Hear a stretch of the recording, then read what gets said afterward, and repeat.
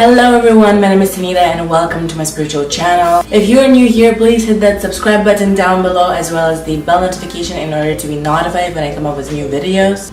Today we're talking about the 22 lessons that I've learned in 22 years. My birthday is coming up in like 2 weeks, Libra season.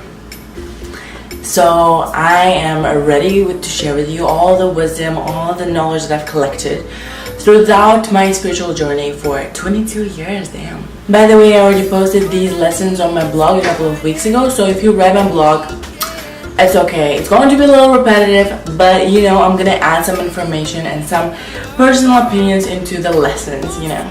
So without further ado, let's get started. The first and maybe the most important lesson that I've learned is that you only have one choice to make in this lifetime. And that's whether you choose to be happy or not. Happiness is a choice. If your happiness relies on your outer circumstance, on the amount of material goods that you have, on the kind of people that you have in your life, then your happiness is not real. Real happiness comes from within. Real happiness is unconditional. Not getting what you want can be a blessing in disguise. I learned this lesson from one of my family friends. Let me tell you his crazy story. This man is an imam. He's very connected to God, very spiritual, very religious. This one time when he was younger, he was traveling. He was in the airport and he lost his passport right before the boarding. He was looking for the passport and he started getting frustrated with God, with the world, because he's not the type of a person to lose something like that at such an important time. He missed his flight and he was angry at himself. He was angry at the situation. He couldn't understand what's happening. Then he heard a call from duty free. Someone found his passport and gave it to the ladies there and they were calling him. He was like, great, of course, like right after the airplane left without me, I got my passport. Luckily, he was able to be booked for another flight, but it wasn't until 12 hours later. So he was still pissed and he was waiting for his plane. Several hours later, he saw on the screen TV in front of him that his plane has crashed. He was supposed to be on that plane, but there was obviously divine intervention that took place. So the moral of the story is the following. You know, sometimes things don't go a certain way, but you never know what kind of a horrible situation you might have been saved from. The next lesson is gratitude magnetizes your blessings. Gratitude itself is a blessing. Once you're grateful for what you have, it magnetizes what you already have. You're projecting the vibration of having more into the universe. The fourth lesson, obviously, this is what this channel is all about. Your physical reality is a reflection of your subconscious mind. Forgiveness doesn't mean that you're letting your abuser off the hook. It means that you're letting yourself off the hook. It means that you're freeing yourself from whatever has happened to you. The most important moment is now. Now is all there is. If you haven't noticed, the majority of the time you're either thinking about the past or the future. You're missing the beautiful, precious life that's happening right now. When you pay attention to this very moment and when you are grateful for this very moment and you're truly present in it, that's when you open yourself to the wonders of true living. What other people think about you has nothing to do with you. What other people think about you is a reflection of who they are.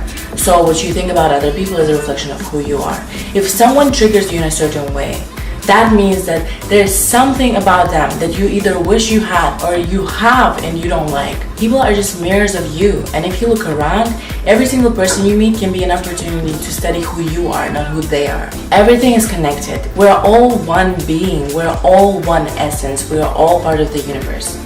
That's why majority of the religions emphasize the point. Treat others as you want to be treated, because others are nothing but you.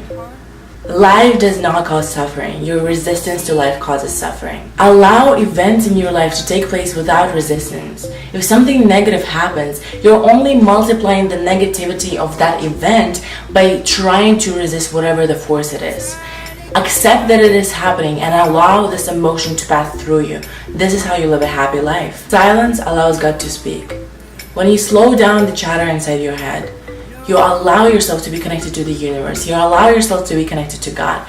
You allow yourself to be in tune and to hear His divine guidance. There is a natural flow to the universe, and life is much simpler when you get into it. Of course, you can manifest whatever the hell it is you want to manifest. However, it is much easier to manifest things that are in accordance with the universal flow. You don't attract what you want, you attract what you are. You can't attract the car that you want. You can attract the car that you already vibrationally have. In order to get what you want, you need to assume the state of being of already having what you want. Control is the greatest illusion. Surrender is the greatest state you can be in. You need to understand the idea that no matter how much you plan, no matter how much you schedule, or no matter how much you really certainly try to manifest this exact outcome of the event, things may not go in the very exact order that you're planning them to. Instead of obsessively trying to control things that you can't control, you need to surrender to the universe and know that it will serve you whatever it is you need to be served. You are here for a reason. I truly believe that every single person has a gift to give. Your purpose here in life is to find the gift and give it away. Every experience is a lesson. There is no such thing as mistakes. People deserve second chances. We're all human and sometimes we make mistakes. Sometimes these mistakes are big and terrifying. But I believe that people deserve second chance when they're really trying to improve.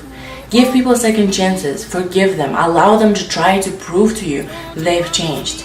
Patience is one of the greatest virtues. A virtue, by the way, that I am still working to acquire. Your relationship with yourself determines all your other relationships.